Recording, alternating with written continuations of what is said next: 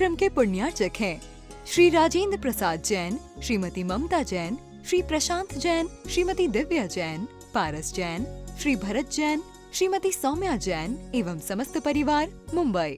कर्मों का न्याय शुरू हो चुका और धर्म से तुम उस कर्मों के न्याय में बाधा बांधने के लिए कुछ सांठगांठ करने आ गए। ठीक उसी प्रकार जैसे न्यायाधीश आजीवन कारावास की सजा सुनाने जा रहा था, इस बीच में अपराधी ने कुछ सांठगांठ कर ली, तो सांठगांठ जैसी कर ली तो क्या हुआ, उसका अपराध कम कर दिया अथवा बाइज्जत बरी कर दिया। तो अभी आपने क्या कहा था, उस न्यायाधीश को अन्यायी कहा था। अब जैसी कर्म तुम्हारी परीक्षा कर रहा, कर्म अपना न्याय देना शुरू कर दिया, आपने क्या किया, धर्म से सांठगांठ शुरू कर ली। तो बताओ धर्म कर्म के न्याय में आड़े आएगा क्या? तो फिर धर्म कर क्यों रहे? बहुत बड़ी परीक्षा है आज आपकी महाराज। जितनी बड़ी परीक्षा कर्म नहीं कर रहा, उतनी बड़ी परीक्षा आप कर रहे हैं। ये तो उलझन करा दी आपने। इतनी अच्छी अच्छी द्रव्य सजाई हमने, इतने इतने भाव सजाए, और कर्म परीक्षा लेता तो कोई बात नहीं है। आपने ऐसा प्रश्न कर दिया कि हमारी सारी आस्था और भक्ति पर क्वेश्चन मार्क लगा दिया। हाँ, आज क्वेश्चन मार्क लग गया है। ऐसा उत्तर लिखना कि कभी भी कितना भी संकट आ जाए, कितना भी संघर्ष आ जाए, तुम्हारी आस्था डामाडोल ना हो। लेकिन कब? जब इस प्रश्न का उत्तर खोज लोगे तब। अभी तो प्रश्न हमने किया है, कर्मों का न्याय अटल है कि नहीं, और धर्म भी न्यायवान है कि नहीं। अब जब कर्मों का न्याय शुरू हो गया है और तुम धर्म से सांठगांठ करने चले गए, तो सांठगांठ अधिक धर्म कर ले और तुम्हारे कर्मों के बीच में दखलंदाजी कर दे, तो धर्म अन्यायी होगा कि न्यायवान? क्यों धीरे क्यों बोल रहे महाराज? इतना गंभीर और ऐसा हमारे अभी तक के पूरे धर्म ध्यान पे आपने पानी फेर दिया। ये वाली बात पहले बोलते थे, 28 के पहले हम समझ लेते, फिर देखते दुनिया के सामने हम ऐसा कीर्तिमान रचते तो दुनिया कहती पूरा हॉल भरा था, खचाखच भरा था, पूरी बोलियां लगी, लेकिन एक ने भी बोली नहीं ली। ऐसा करके दिखा दे। ये प्रश्न यदि आप पहले कर देते तो। सुन रहे महाराज? अलग ही टाइप के हो गए आप तो। ये वाली बात हमने 28 के पहले क्यों नहीं कही? तभी कह देते, फिर हम बताते, खूब बाजे बजवाते और बैंड बजवा देते। क्या हुआ? बोली ऐसी लगी, खूब बोली लगी, लेकिन एक भी नाम नहीं आया। ऐसा होता है यदि आपने प्रश्न पहले कर दिया होता। तुम्हारी बोलियों के लिए हम 28 तारीख के लिए मंच पर नहीं बैठे थे। तुम गलत फहमी में हो, भले ही तुमने लगा दी हो करोड़ों की बोलियां, तुम्हारे लिए नहीं बैठे थे। पहले तो तुम्हारे कर्म को परीक्षा लेने लायक है कि नहीं, ये आंकने के लिए बैठे थे, और फिर तुम परीक्षा देने लायक हो कि नहीं, ये जांचने के लिए बैठे थे। और जब समझ लिया कि तुम्हारी परीक्षा में जो कर्म लेने जा रहा है, तुम ऐसा तमाचा मारोगे कि कर्म इस प्रकार की परीक्षा दोबारा ना ले पाए, तब जाकर के हमने प्रवचन के रूप में प्रमाण पत्र दिया था।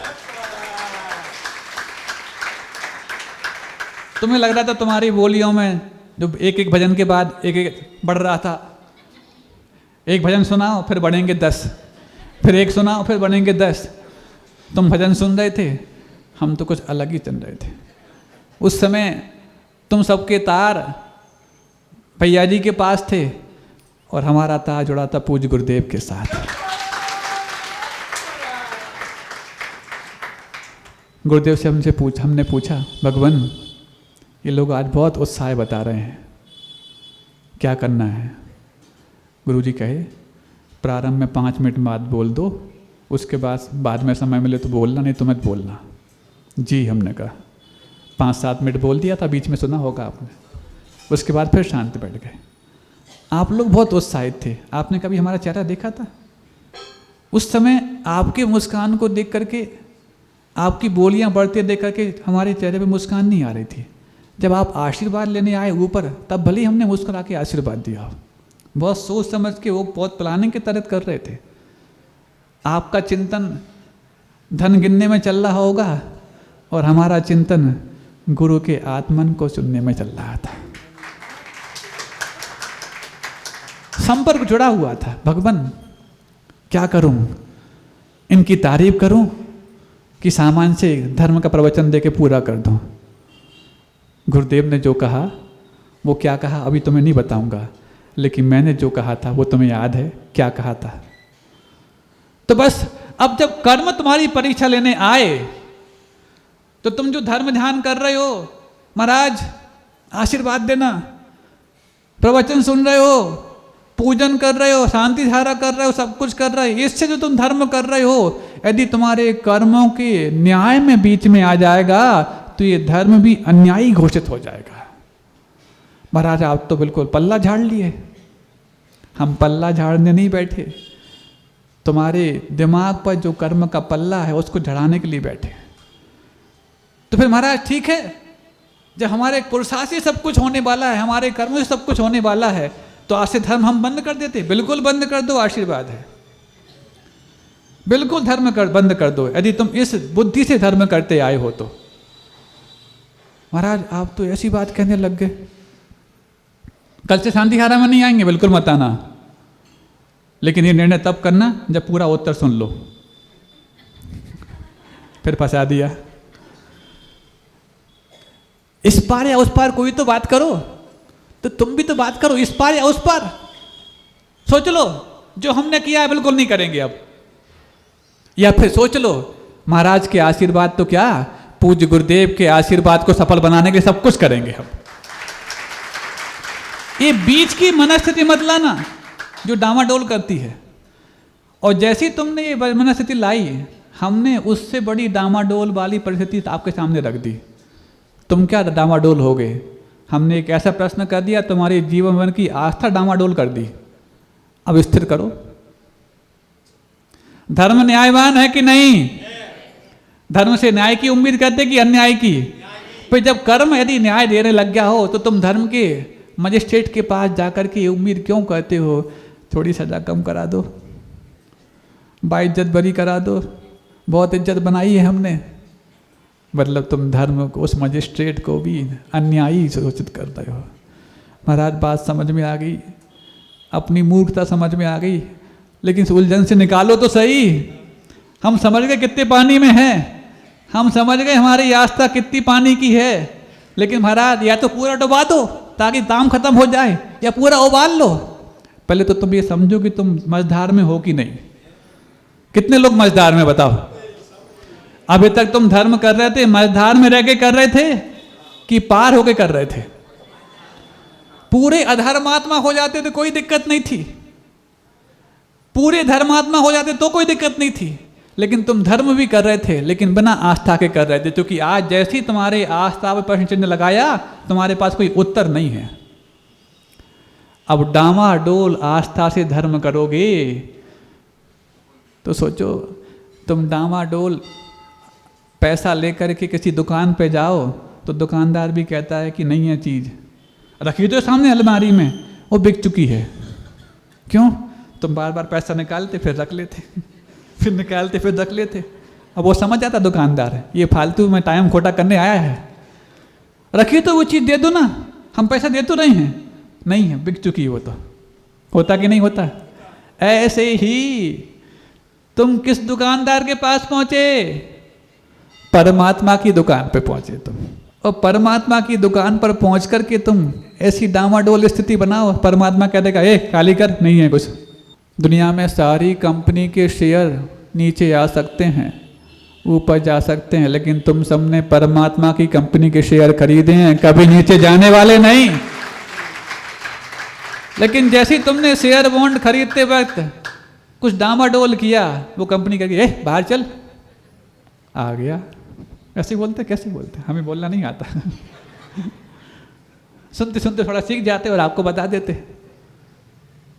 जिनवाणी जैसी सामने रखती है, ये जिनवाणी गुरुदेव से तार जोड़ देती है, यहाँ से यहाँ तक ट्रांसफार्मर होता है और आप तक हम पहुँचा देते हैं।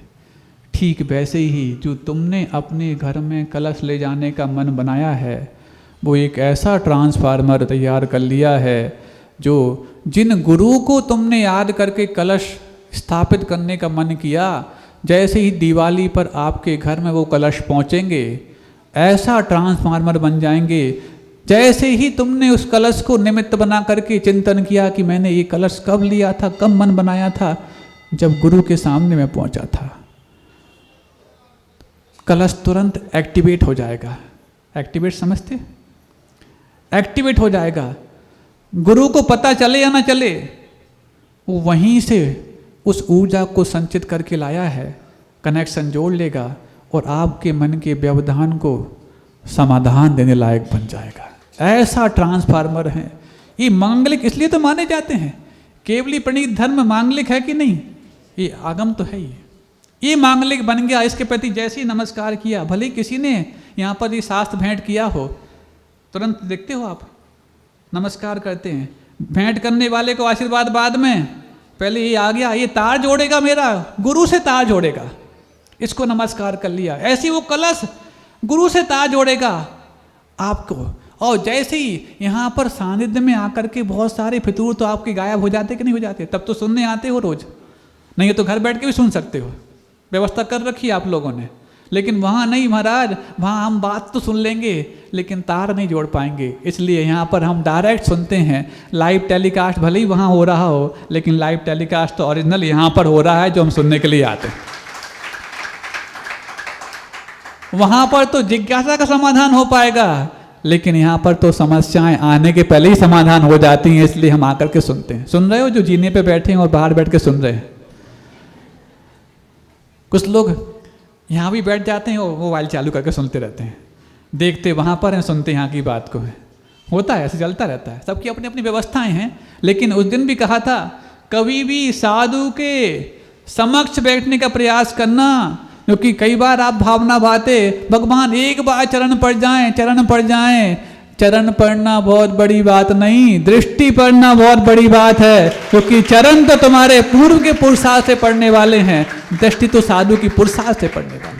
और दृष्टि पढ़ने की संभावना है तो भी हम सामने आके ना बैठें। महाराज सामने आके बैठना तो चाहते, लेट हो जाते, फिर भर जाता है, इसलिए नहीं बैठ पाते। तो जल्दी आके बैठ जाओ, या फिर वो बड़ा स्थान जल्दी तैयार करा लो ताकि सब पर दृष्टि पड़ने लग जाए। संभाल नहीं पाओगे। गुरुओं की ऊर्जा आप पहचानना तब शुरू करते हैं जब वो दुर्लभ हो जाती है। सुलभ होने पर नहीं समझ पाते। आपसे सहजता से बात कर लेते हैं, आपसे आपके लिए अलग से बात कर लेते हैं, तो कई बार समझते हैं महाराज तो कर लेते हैं बात। जिस दिन बात करना बंद कर देंगे ना, तब तुम्हें बात की भी कीमत समझ में आएगी और दृष्टि की कीमत भी समझ में आएगी। कोरोना काल में सोचो, टीवी पे भी दर्शन होते थे, पुराने दर्शन होते थे, उसको देख करके भी ऐसी विशुद्धि बढ़ती थी जैसे साक्षात भगवान बैठे हो। 2 ही वर्ष हुए कोरोना को गए हुए, और तुमने इस दुर्लभता को इतना सुलभ बना लिया। जिसको समय दिया गया है 5 मिनट, 10 मिनट, 15 मिनट, जो भी आप कलश के भाव लेकर के आए थे, वो कलश और दान के लिए समय नहीं दिया गया है। तुम्हारे अंदर उस ऊर्जा के अवदान के लिए समर्पण दिया गया है। जो तुम नहीं पहचान पा रहे थे, गुरु ने पहचान ली और तुम्हारी सोई हुई ऊर्जा तुमने ही प्रकट कर ली। जिसको जैसा आशीर्वाद दिया गया है, वो उस आशीर्वाद का हकदार था। अभी सिर्फ उसकी उस आशीर्वाद के हकदार की इतनी ही मात्र लेवल बताई गई है, तुम इससे भी बड़े हकदार हो। ये तुरंत तुम्हारे अंदर ऊर्जा भेज दी गई है। कांपना नहीं, कर्म परीक्षा करे, घबराना नहीं। महाराज वो तो हम ठीक कर लेंगे, पहले आपने जो प्रश्न किया उसका उत्तर तो दे दो। हमारे जीवन भर की आस्था पे आपने प्रश्न चिन्ह लगा दिया और समय पूरा होने को है। महाराज आज भले ही थोड़ी सी देर हो जाए, अभी तो 10 मिनट बाकी, चिंता मत करना, 9:20 हुए अभी। भले ही आज देर हो जाए, लेकिन इस प्रश्न को पूरा कर देना। ऐसी 2-4 प्रश्न और कर दें तो महाराज हम सबके 50 प्रश्न के उत्तर आप जिज्ञासा समाधान में दे देते हो, लेकिन आपका एक प्रश्न हम सैकड़ों व्यक्ति, हजारों व्यक्ति मिलकर भी नहीं खोज पा रहे। अच्छा, एक दिन का समय दे दें, कल बता देना आप लोग उत्तर इसका। महाराज भूख खत्म हो जाएगी, नींद खत्म हो जाएगी, और दिन भर यही चलता रहेगा। काय को पिसे, काय को भगवान को घिसा। जब धर्म जो किया वो कर्मों के बीच में नहीं आएगा, तो काय को करते रहे धर्म? क्यों? सफ़ेद सफ़ेद धोती दुपट्टे पहन करके आते, अच्छा तिलक लगाते, इतने अच्छे उज्जवल भाव करते, मन में विशुद्धि बढ़ाते, इतना धर्म कमाया, शुभ पुण्य, कितना पुण्य कमाया, और आज सारे पुण्य पर फारी फेर दिया महाराज ने। ऐसा पता होता तो हम 11 जुलाई के पहले ही उनको बोलते, महाराज एक रास्ता अशोकनगर भी जाता है। हाँ सही बात है, अरे क्यों नहीं जाता, अभी भी जाता है, सीमा में हमें बहुत कुछ रख रखा है। लेकिन तुम लोग अपनी सीमा में हो, इसलिए हम अपनी सीमा बना के रखेंगे। जिस दिन तुमने अपनी सीमा पार की, हमारी तो सीमा पर्याप्त है। हाँ, इसलिए कर्म तुम्हारी सीमा को पार करने की परीक्षा कर रहा, उसको बोल लेना, ए सीमा में रहे, हमारे महाराज अभी सीमा में हैं। अरे ये दिन वो थोड़े से सीमा बताने लग गए ना, तो तेरी तो छुट्टी हो ही जाएगी। महाराज अब देर मत करो, अब बता दो, अब तो बिल्कुल धड़कने ऊपर नीचे हो रही, थोड़ी और हो जाएं, क्योंकि जितनी तेज प्यास लगेगी तब एक बूंद भी दे दिया जाएगा तो तृप्ति आ जाएगी, और बिना प्यास के दे दिया, घड़ों घड़ों पिलाया। महाराज ऐसी प्यास यदि पहले लगवाते तो बात अलग थी, आज लगाई आपने प्यास, पहले तो बिना प्यास की पिलाते चले गए। क्यों? कुर्सी वालों, जमीन वालों सबसे कह रहे हैं, स्टूल वालों, कौन सा टेस्ट है भगवान जानिए। दो ना उत्तर भाई, दो, कब से हम प्रश्न कर रहे हैं, है कोई एक कार खड़ा होकर बोल सके ऐसा? तो सुनो, कर्म का न्याय भी अटल है तो धर्म का न्याय भी अटल है। अभी क्या सुन लिया आपने, तुम कई बार बोल चुके, तकाई की ताली बजा दी। जब दोनों न्याय अटल हैं तो हमें तो महाराज अब कर्म तो कर चुके और धर्म हमें करना बाकी है। इस कार्यक्रम के पुण्यार्चक थे श्री राजेंद्र प्रसाद जैन, श्रीमती ममता जैन, श्री प्रशांत जैन, श्रीमती दिव्या जैन, पारस जैन, श्री भरत जैन, श्रीमती सौम्या जैन एवं समस्त परिवार, मुंबई।